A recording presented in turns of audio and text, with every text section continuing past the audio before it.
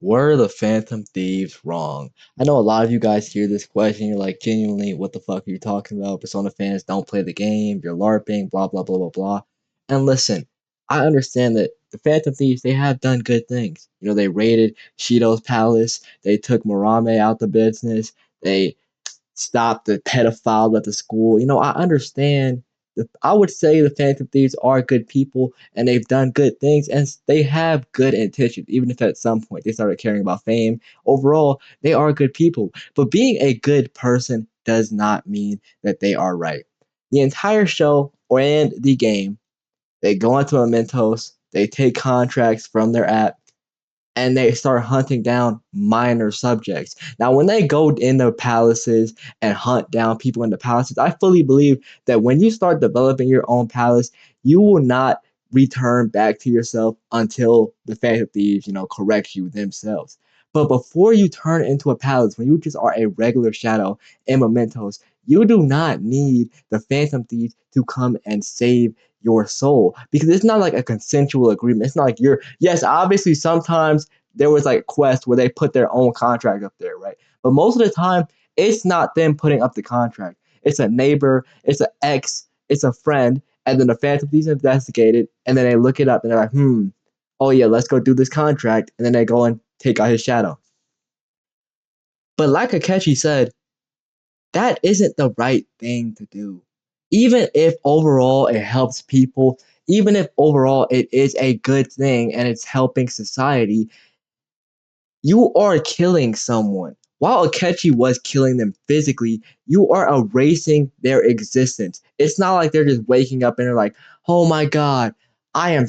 I realize. Yes, they realize everything they did was wrong. They realize they want to change. They realize they want to be better. But that's not because they actually wanted to change. They want to be better. That's because you erased that bad part of them, and well, not implanted, and you just left the good alive.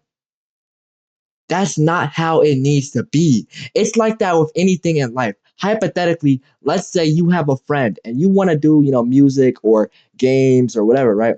Your friend could tell you everything that you want to hear and you're going to get motivated. You're going to be like, "Oh my God, yeah, for sure. For sure. I'm going to change my life, blah blah blah blah." Then you start doing it because your friend told you to do it and it's going perfect. And then eventually your friend's going to leave and you're going to be alone in your room at 3 a.m. in the night. And that's when it really matters is if will you keep doing it or will you give up? Will you do it when nobody else is helping you, when nobody else is guiding you, when nobody else is trying to steer you in that direction? That's what the Phantom Thieves are doing. They're going in their mental space. They're guiding they're manipulating the shadow into turning into a good person, and then the other person wakes up and he's like, "Oh my God, I want to change." It's not him waking up and realizing that he wants to be a better person. All humans have flaws, right? Even I feel like everybody who watches this video, everybody who exists on planet Earth has a shadow. Unless you are a Buddhist, you have a shadow. It doesn't need to be a palace. It doesn't need to be a full-on shadow. It could be anything. Let's say you had a girlfriend and you might have hypothetically, let me think of something. You cheated on her, maybe you manipulated her, maybe you did something, and you are a bad person. Maybe you had trauma as a child. Maybe your mom abused you or you had bullied as a child, so you started taking your anger out on fuck my throat.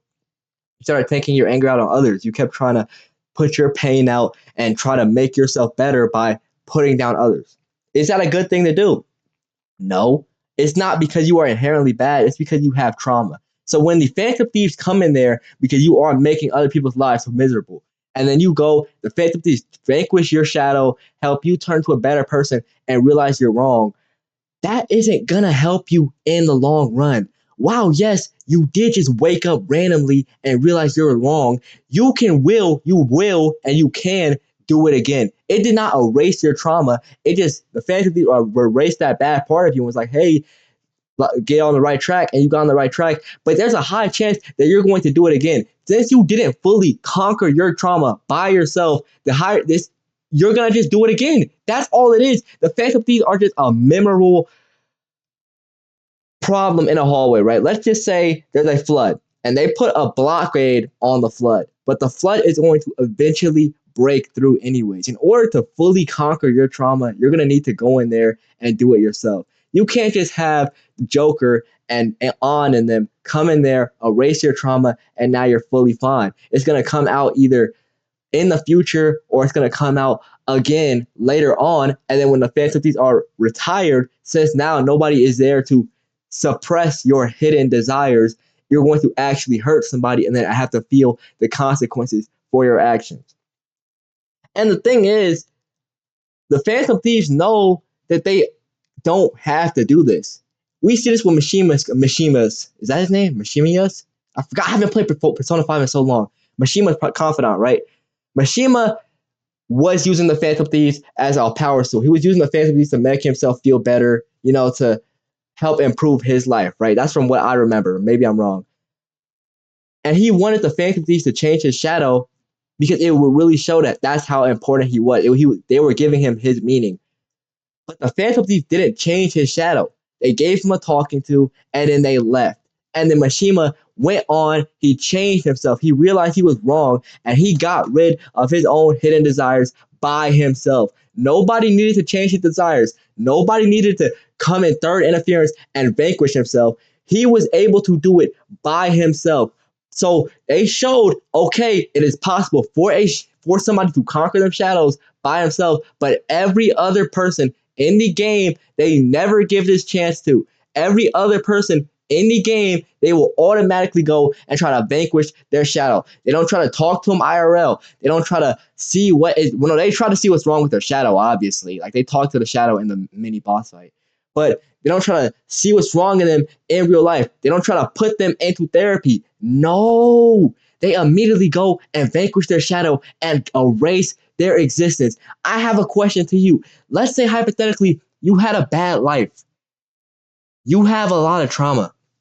Now, I have a button for you, and it will make you wake up and all of your sad thoughts, all of your anything bad that has ever happened to you, you're going to realize, hey, I can move on.